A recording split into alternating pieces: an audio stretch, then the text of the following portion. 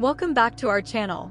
Today, we're diving deep into one of the most notorious prisons in the world, located in the heart of El Salvador. This is not just any prison. It's a fortress designed to contain the most dangerous gang members in the world.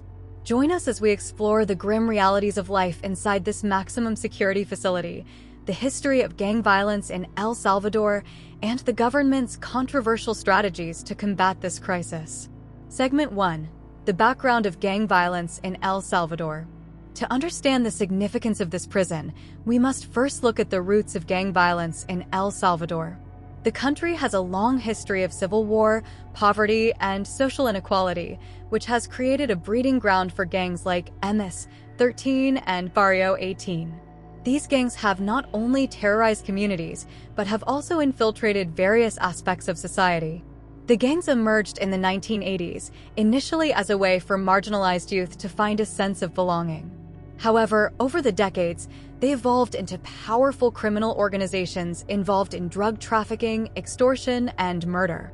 According to reports, El Salvador has one of the highest homicide rates in the world, with thousands of lives lost each year due to gang-related violence.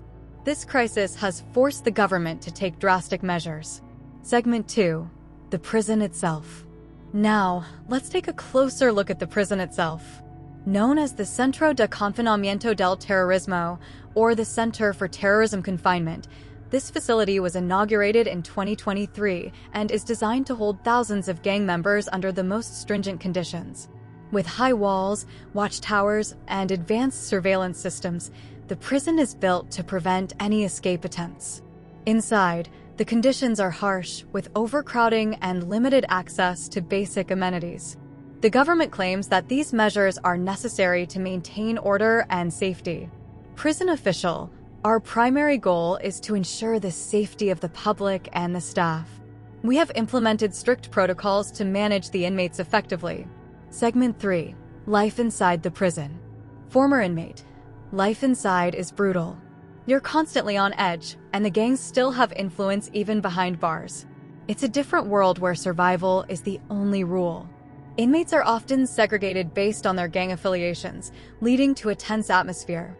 Violence is common, and the prison staff face immense challenges in maintaining control. Despite the harsh conditions, there are efforts to rehabilitate inmates.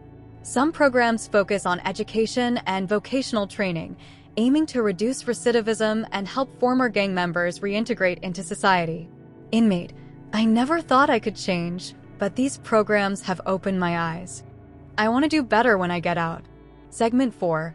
Government strategies and controversies. The Salvadoran government has taken a hardline approach to combat gang violence, implementing strict laws and mass incarcerations. President Nayib Bukele has been a polarizing figure, with supporters praising his tough stance while critics argue that his methods violate human rights. Many citizens are caught in the crossfire, living in fear of both gangs and the government's heavy-handed tactics. The question remains, is this approach effective, or does it only perpetuate the cycle of violence? Since the implementation of these policies, the prison population has skyrocketed, raising concerns about human rights abuses and the treatment of inmates. Reports of overcrowding and inadequate medical care have sparked outrage among human rights organizations. Segment 5. The future of El Salvador and its prisons. As El Salvador grapples with its gang crisis, the future remains uncertain. While the prison system is a crucial part of the government's strategy, long-term solutions must address the root causes of gang violence, poverty, lack of education, and social inequality. Community leader, he said, we need to invest in our youth and provide them with opportunities. Only then can we hope to break the cycle of violence and create a safer future for everyone. Several grassroots organizations are working tirelessly to provide education and job training to at-risk youth, aiming to steer them away from gang involvement. These initiatives are essential in fostering a sense of hope and belonging. Segment 6. International perspectives. The situation in El Salvador has drawn international attention, with various countries and organizations weighing in on the government's approach to gang violence. Some advocate for a more rehabilitative approach, while others support the current hardline tactics. The global community is watching closely.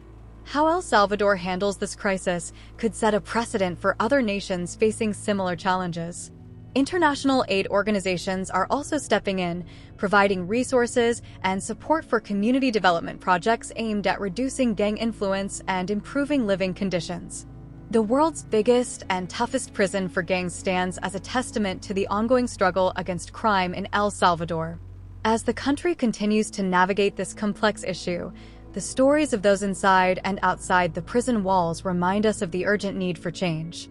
If you found this video insightful, don't forget to like, subscribe, and hit the notification bell for more content on pressing global issues. Share your thoughts in the comments below. What do you think is the best way to address gang violence in El Salvador? Tell us in the comments.